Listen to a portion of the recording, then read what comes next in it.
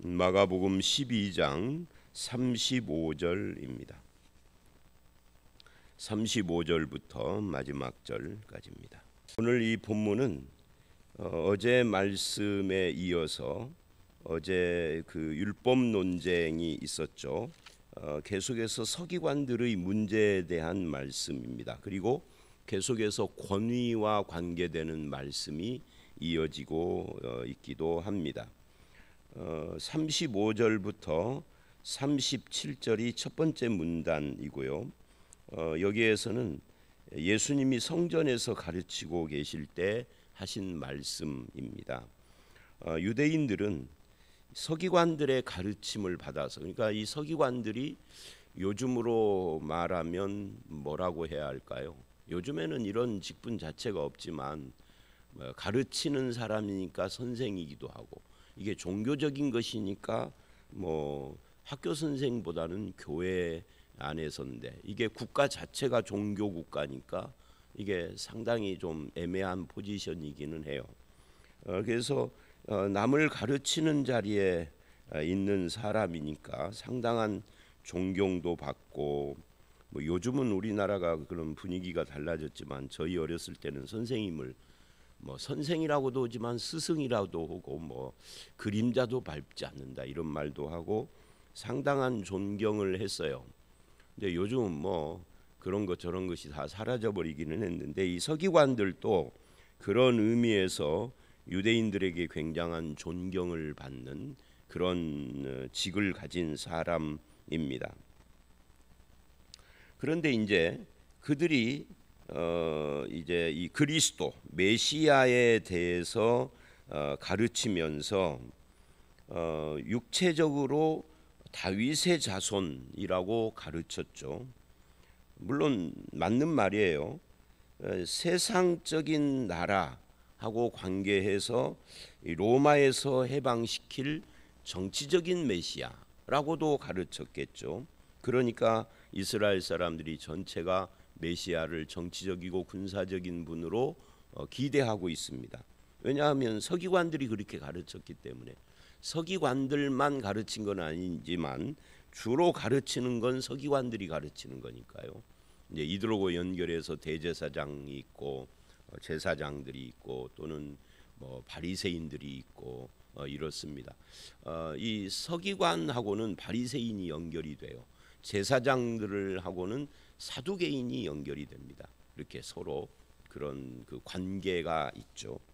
그래서 이들의 가르침이 주로 예수가 아니라 그리스도를 육체적인 다윗의 자손이고 세상적으로 정치적인 메시아로 로마에서 해방시킬 뿐이다, 이렇게 알고 있습니다. 그런 가르침으로.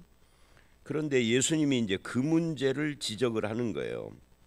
어찌하여 서기관들이 그리스도를 다윗의 자손이라 하느냐. 그리고는 36절에 36, 7절에 이제 그 문제에 대해서 도전을 하는 거죠. 이 말씀이 다윗이 성령에 감동되어 친히 말하되 할 때 이 말씀이 시편 110편 1절에 나오는 말씀입니다. 주께서라고 할 때 이 주께서라는 말은 성부 하나님을 말하는 거예요. 성부 하나님께서 내 주께 이르시되 할 때 이 내 주는 예수님을 말하는 겁니다. 근데 메시아죠. 여기서는 이르시되 성자 예수님. 그러니까 아직 성육신 하기 전이니까 시편은, 그러니까 예수라고 말하기보다는 메시아고 또는 성자고, 이르시되 내가 내 원수를 내 발 아래 둘 때까지, 그러니까 하나님의 심판 때까지라는 말이죠. 내 우편에 앉았으라 하셨도다. 그러니까 여기서 이 말씀을 하시는 이유는 이런 이야기라는 거죠. 37절에 다윗이 그리스도를 주라 하였은즉 어찌 그의 자손이 되겠느냐. 그러니까 다윗이 주라고 했으면 그 주인 그 메시아는 자손이 될 수가 없는 것이 아니냐라고 지금 그렇게 지적을 한 겁니다. 조상이 다윗 자손에게 주라고 하는 것은 이치에 안 맞는다 하는 거예요. 그러니까 이 무슨 말이냐면 주께서라고 하는 36절은 하나님인데 그 하나님께서라고 그렇게 부르지 않고 주께서라고 그랬어요. 근데 내 주께, 이 내 주는 여기서 예수님인데, 그런데 메시아인데 내는 누구예요? 다윗이죠. 그러니까 다윗이 자기 자손에게 내 주라고 했으니 이게 말이 되느냐? 아버지가 아들에게 주님이라고 하는 게 말이 되느냐라고 한 거예요. 그렇다면 이 말씀이, 다윗의 한 이 말씀이 하나님의 말씀이고 성경의 기록이 분명하다면, 그러면은 우리가 메시아 그리스도에 대해서 뭔가 잘못 알고 있다.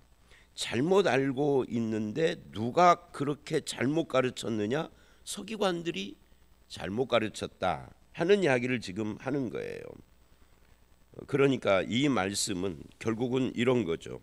그렇다면 서기관들이 말하는 그 주 메시아와 성경이 말하는 메시아의 차이가 뭐냐 할 때, 성경이 말하는 메시아는 인간적인 정치적인 어떤 지도자로 이 땅에 오는 것이 아니라 하나님이시다 하는 이야기를 지금 하는 거예요. 하나님이시고 하나님이 오셔서 세우는 나라는 이 지상의 어떤 뭐 왕이 있고 그 왕의 아들과 자손들이 계속 세습해서 물려가면서 왕을 해먹고 하는 그런 세상의 나라가 아니다는 거죠. 영적인 나라이고 하나님이 통치하는 나라이고 눈에 보이지 아니하지만 하나님이 다스리는 나라라는 이야기예요. 그래서 세상 왕국이 아니다. 그리고 하나님의 나라는 너희들이 말하는 것처럼 뭐 로마에서 해방이 어쩌고 이런 그런 나라가 아니다 하는 거예요. 결국 성경을 바르게 해석하고 바르게 가르쳐야 하는데 그것을 서기관들이 못하고 있다는 거예요. 이걸 통해 이 말씀 35절로 37절 말씀을 통해서 예수님이 하려고 하는 것은 뭐예요? 서기관들의 권위에 대해서 도전하신 거죠. 서기관들이 잘못된 것을 가르치고 있다. 말씀을 잘못 가르치면은 그들의 권위도 헛된 거다 하는 이야기를 하는 거예요. 이걸 오늘날의 목회자에게 대입을 해도 똑같은 거죠.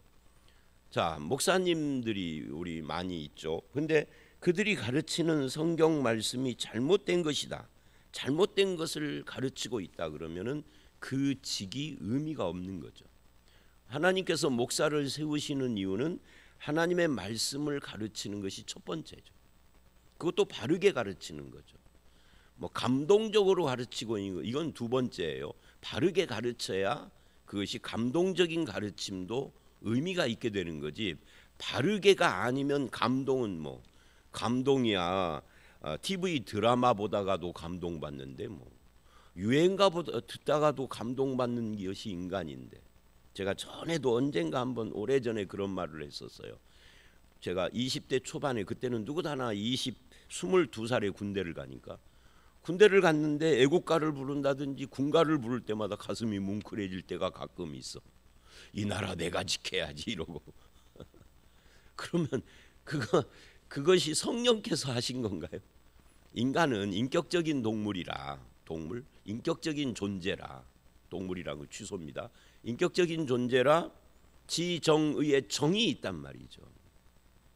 그러니까 다시 와서 바르게 가르치지 않으면 다른 건 다 쓸데없는 것이다 하는 거예요. 바르게 가르치는 것이 서기관들에게는 없어요. 오히려 예수님을 책잡고 시험하고 시비하고 어떻게 해서든지 걸어서 죽이려고만 하는 거죠. 그래서 말씀을 왜곡시킨단 말이죠. 그래서 바른 가르침, 그 다음에 바른 인격, 이렇게 나아가는 것이죠. 그래서 서기관들이 잘못. 근데 이제 37절을 보면 참 재미있는 표현이 있죠.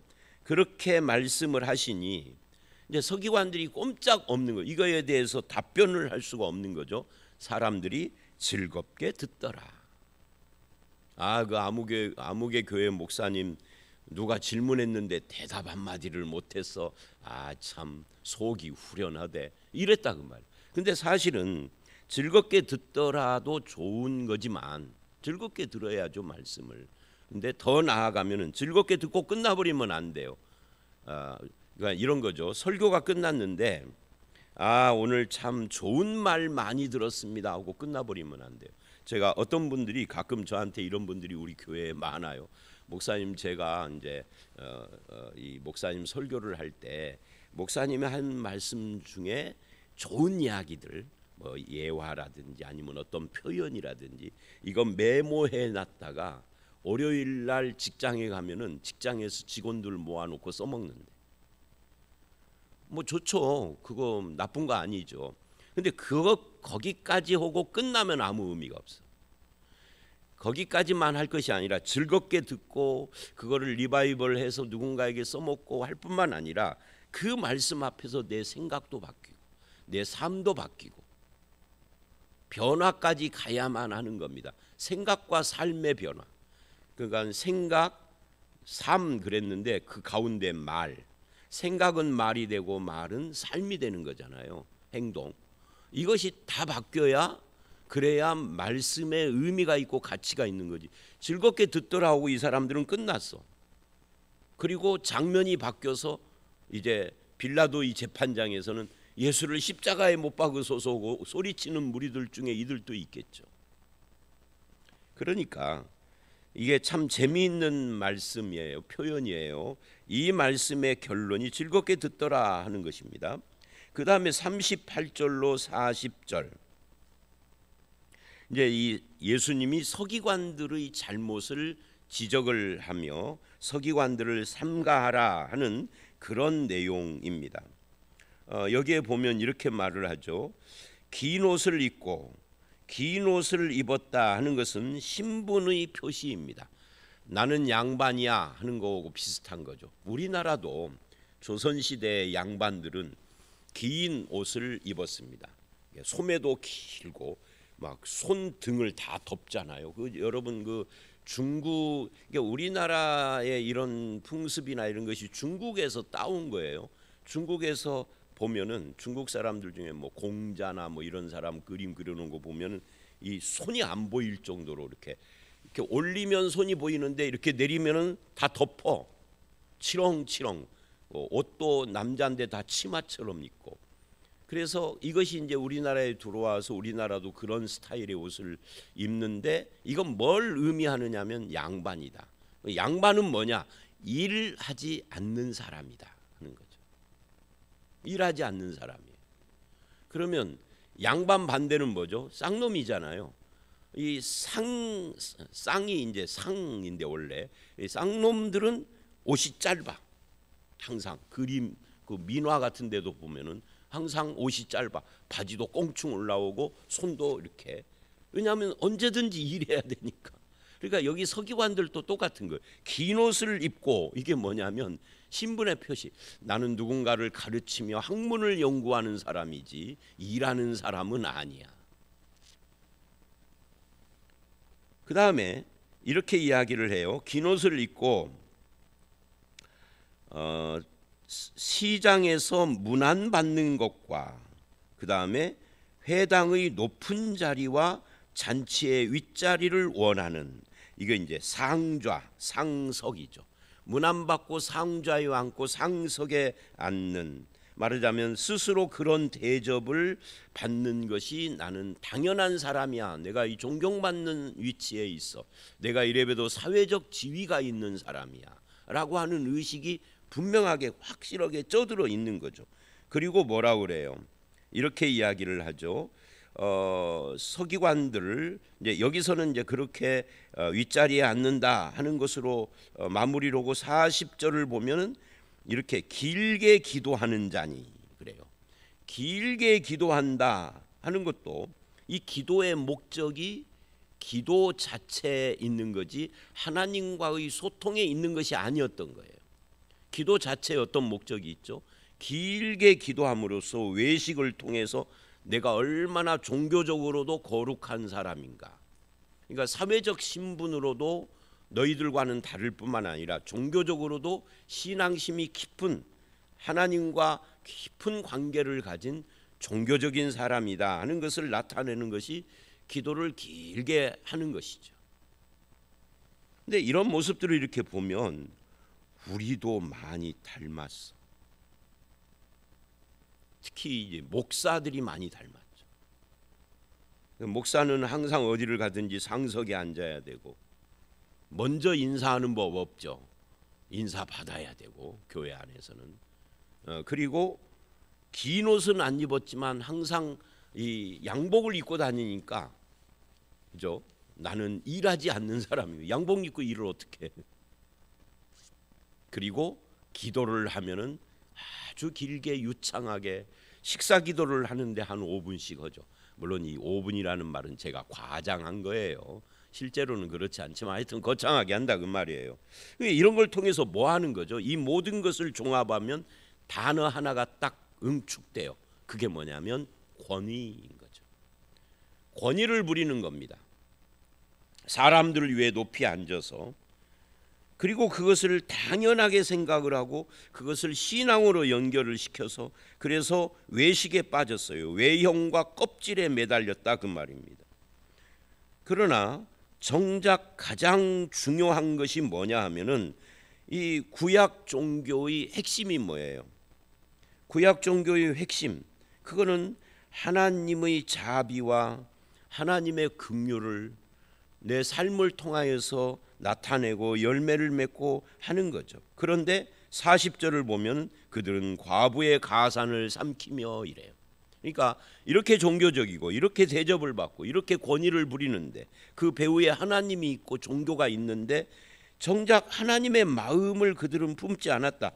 과부나 나그네에게 긍휼을 베푸는 삶 그거 없이 그냥 외형적 경건, 외형적 경건에 머물렀다. 이 경건이라는 것은 야고보서 1장을 보면 고아와 과부를 불쌍히 여기는 것이 경건이라고 말을 하는데도 이들은 그런 것이 전혀 없었다. 그 받는 판결이 중하리라.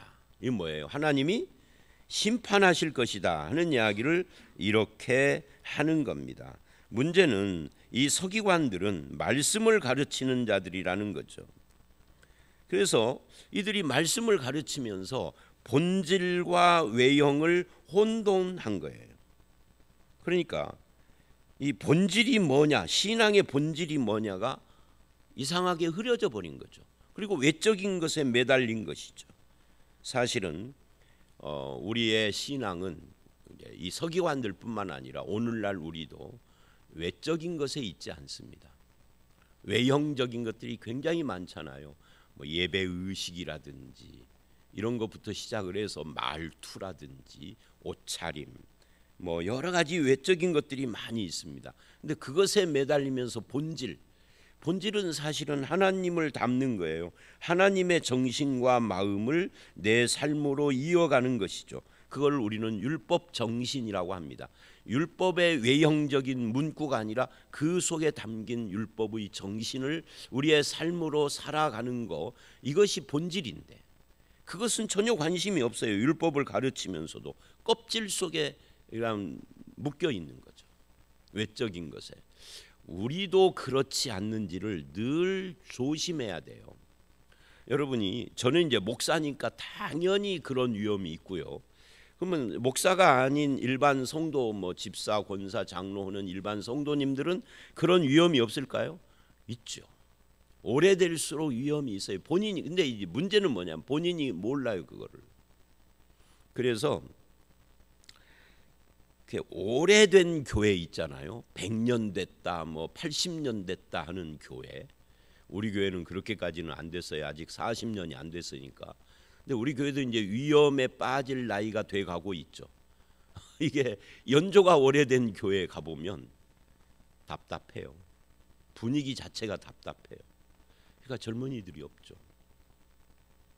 늙은 사람들만 꽉 찼죠. 가고 싶겠어요? 젊은이들이 안 가지. 오래됐는데도 젊은이들이 많이 있는 교회는 그건 참 괜찮은 교회겠죠. 그래서 이 외형적인 껍질 이것을 벗겨내야 합니다. 우리가 새 포도주 새 부대 이야기를 앞에 봤었잖아요. 그런 것처럼 본질이 중요한 거예요. 외형적인 것은 늘 바꿀 수 있는 겁니다. 그래서 이 부분이 바로 서기관들의 그런 문제를 지적을 하셨다. 그리고 이제 세 번째 문단, 그거는 41절부터 마지막 절 44절까지 과부의 헌금 이야기입니다. 이 과부의 헌금 이야기가 여기 나오는 이유는 간단해요. 40절에 과부의 가산을 삼키며 외식으로 길게 기도하는 이 서기관들과 반대쪽에서 과부를 이야기를 하는 거죠. 이 과부의 가산을 삼키는 것은 명백히 하나님의 율법을 어기는 것이고 하나님의 마음을 무시하는 것인데도 길게 기도함으로써 종교적이다라는 걸 드러냈잖아요. 외식주의자잖아요. 근데 여기에 41절 이하에는 과부가 반대의 모습으로 등장을 합니다. 그러니까 그들과 대조해서 헌금이나 봉사나 기도에서 주님은 외모가 아니라 마음의 중심을 받는다 하는 것을 강조하는 거예요. 그래서 여기서 강조점은 뭐냐면 이런 거예요. 예수께서 헌금함을 대하여 앉으사. 그러니까 이게 참 민망한 거죠. 우리 교회 헌금하면 저 들어오는 입구에 있잖아요. 저기다 넣고 들어오는데 누가 넣는지 안 보이잖아요. 그래 어떤 분이 그 이야기를 하더라고요. 이 교회는 좀 이상해요. 왜 이상해요? 그랬더니 새로 오신 분이 그래요. 헌금함이 예배당 안쪽에 있어서 들어올 때 거기다가 저 앞쪽에 있어야 되는데 안쪽에 있어서 누가 안 보는 것이 이상하대. 그럼 뭐예요? 아니 제가 전에 다니던 교회에는 다 보이는 데 있어가지고 참 좀 헌금 못 낼 때는 민망했는데 이런 말을 하더라고요. 제가 다른 교회를 모르니까 하여튼 그러니까 헌금함을 대하여 앉으셨다 이 말은 이런 거와 똑같죠. 담임 목사가 헌금함 있는 앞에 의자를 놓고 앉아서 이렇게 쳐다보고 있는 거예요. 누가 넣는가 안 넣는가. 김 집사가 오늘은 안 넣고 그냥 가네. 그거를 그냥 보고만 있는 것이 아니라 체크한다고 생각을 해보십시오. 명단 가지고 한 달이 지나도 한 번도 안 넣는 김 집사. 그럼 11조도 않고 감사도 않고 수일헌금도 안 했다는 거잖아요. 그러니까 주님이 지금 헌금함을 대하여 앉으셨어. 그러니까 바짝 앉아 있다라는 말은 아니겠죠. 하여튼 헌금함을 보셨다 그런 이야기죠. 그리고는 이래요. 무리가 어떻게 헌금함에 돈 넣는가를 보실세. 여러 부자는 많이 넣는데 여기서 이제 핵심이죠. 많이 넣었다. 여러분 헌금의 기준이 뭐죠? 헌금의 기준은 이 사람이 헌금을 많이 했는가 적게 했는가예요. 누구의 기준? 성경의 기준이 아니라 사람들의 기준. 많이 넣은 사람은 교회에 기여를 많이 한 사람이니까 대우를 받고, 조금 넣은 사람은 뭐 기여를 조금 하니까 대우를 못 받고. 그래서 제가 그런 분도 봤어요. 재직 때 손을 들고 발언을 하려고 그러는데 그 어떤 장로님이 담임 목사가 이러더라고요. 아무개 장로님은 11조를 조금 하니까 발언권 안 주겠습니다 하고 앉혀버리더라고요. 제가 부교육자로 있을 때 그거 봤어요. 이야, 그 목사님이 이제 돌아가셨기는 하지만 그거 보고 제가 깜짝 놀랐어요. 그렇게도 하더라고. 그 교회만 그러겠어요. 내가 다른 교회를 못 봐서 그러지. 그러니까 이게 지금 그 이야기예요. 이 많이가 기준이단 말이에요. 헌금의 기준. 그러니까 그런 기준과 판단을 가지고 사람을 판단하는 이게 서기관들의 기준인 거예요. 그런데 가난한 과부는 많이 넣는 게 아니라 2렙돈 곧 한 고드란트. 그러니까 요즘으로 말하면은 뭐 500원짜리 동전 이런 거 넣는 거죠. 아니면 뭐 1000원짜리 이런 거 넣는 거죠. 그래서 주님은 이 둘을 비교를 하면서 43절 내가 진실로 너희에게 이르노니 이 가난한 과부는 헌금함에 넣는 모든 사람보다 많이 넣었도다. 여기서 많이 이게 또 오늘 말씀의 이 핵심은 41절 이하는 많이라는 단어가 핵심입니다. 근데 과부가 넣은 이 돈이 헌금이 많다라고 할 때 이 기준은 앞에 많다라고 하는 기준하고는 전혀 달라요. 부자들이 많이 넣은 것은 돈 액수가 많은 거고, 이 가난한 과부가 많이 넣었다라는 것은 의미가 완전히 다른 거죠. 이건 하나님의 기준이다 그 말이에요. 내는 사람의 마음이다 그 말이에요. 그가 얼마나 이 헌금을, 부자는 예를 들어서 주일헌금을 10,000원을 냈어. 이 과부는 주일헌금을 500원을 냈어. 근데 하나님이 보실 때는 500원이 더 많다 그 말이에요. 왜 더 많으냐면 부자는 까짓것 500원, 10,000원이라는 것이 그저 그냥 코 흘리게들이 사탕 사 먹는 돈만 또 못해. 근데 과부는 이 500원을 내면은 가정 경제에 상당히 어려움이 올 수도 있어. 그러니까 그런 의미에서 내는 사람의 마음과 그 사람의 헌신과 희생과 이런 것들이 담겨 있다 그 말이에요. 가장 작은 화폐 단위가 바로 여기서 말하는 고드란트, 렙돈이란 말이죠. 그러니까 가장 적은 단위의 돈을 냈는데도 하나님의 평가는 다르다. 그래서 44절이 이제 결론이죠. 그들이 누구예요? 부자들은 풍족한 중에 넣었지만, 그러니까 그건 뭐 푼돈이란 말이죠. 이 과부는 가난한 중에 자기 모든 소유 곧 생활비 전부를 넣었다. 생활비 전부라는 말이 상당히 좀 과장법일 수는 있는데, 그러니까 이 돈의 가치 차이가 있는 거예요. 1,000원이나 500원 정도를 넣었어도 과부는 그것이 엄청난 부담되는 돈인데 그것을 넣었다 하는 거예요. 그래서 그녀는 이 마음을 담아서 하나님 앞에 그렇게 한 것이죠. 결국 이것을 통해서 주님이 말을 하려고 하는 것은 외적인 것과 정말 중심에서 우러나온 것의 차이와 대조, 차이, 이것을 지금 이야기를 하는 겁니다.